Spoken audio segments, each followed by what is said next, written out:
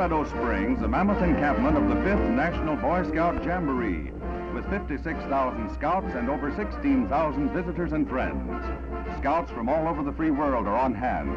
It's the 50th anniversary of scouting in the United States, but in accordance with the movement's tradition of fellowship, it's a get-together of international scope, which gives all participants a great opportunity to swap for exotic souvenirs.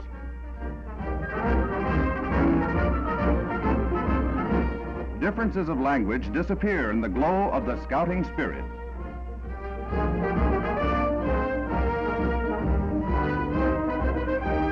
This jamboree received a major assist from the Army, which turned over equipment valued at $3 million, including over 4,000 tents, apart from the Scouts' own gear.